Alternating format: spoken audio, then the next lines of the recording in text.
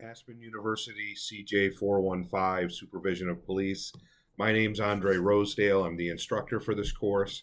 This is Module 6, Discussion Question 1, which reads, discuss how corruption and other forms of legalistic police deviance differ from moral and or professional misconduct. There is an argument that says that it does not. However, we're going to address the question and talk about how it differs, how police deviance and corruption differ from other professions conducting poor behavior. I look forward to your response with a good APA reference. And just to continue the discussion, how does this work? I mean, how is it different? Police deviance and corruption can be different because you have power over others. I mean, when I turn on my reds and blues and hit the siren to stop a car, that person, nor most law-abiding citizens, pull to the right side of the road and wait for me to approach. I've basically arrested their movement. So I have power over them for a short term. Let's say I arrest somebody for a DUI.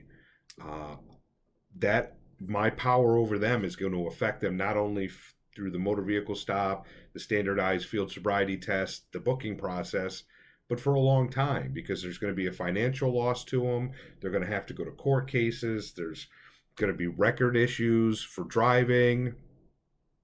Some of them might lose their jobs if they are truck drivers or school bus drivers or something similar to that. There's also universal trust. If a store clerk overcharges you or does something, steals your PIN number from your credit card or something, it's a crime and it's unfortunate. But there's not a real universal trust that when I'm in need, I'm going to find a store clerk. Maybe when I'm in need of finding an item I can't find at Home Depot, I could find a store clerk. But there's a universal trust that the badge and the uniform as a police officer that you wear is the same as the badge and the uniform as a police officer across the country, and you are the same person. So if you do something poor, do something illegal and bad, you do something corrupt, like have them pay for their traffic ticket on the side of the road in cash to you instead of receiving a ticket, all cops are bad. And that's the way a lot of people look at it. You also get into you have bad contact with somebody. There's an incident going on in the city that I live in that I just retired from, where an individual was assaulted by the adult son of a person who was experiencing a medical emergency. And I can't get too deep into the information, but the person was suffering from a medical emergency at a assisted living apartment complex.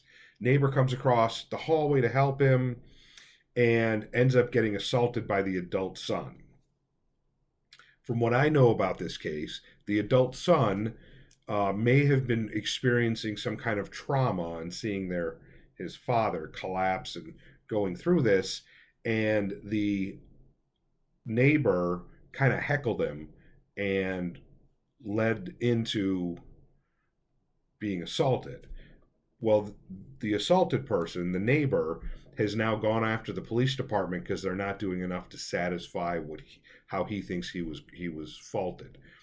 So he tells one person that the cops didn't do their job, which they did. In my opinion, based on what I've seen from the case, they did their job. And then that person tells somebody else, and now the newspapers are involved, and now everybody thinks that the poor behavior of the police department talks about all of them. And that goes back to the universal trust and the power over others. So let me know what you think about this. We don't need to discuss poor contacts with police, because even as a 23-year police veteran prior to my retirement, prior to my hiring, I had an issue with a state trooper in the state of Connecticut who treated me poorly. I had just gotten out of the military. In different experiences, even as a police officer, I experienced some poor things. So let's not get into personal stories about it. But what do you think is kind of a major factor of how corruption and other forms of legalistic police deviance differ from any other professional conduct? I look forward to your responses.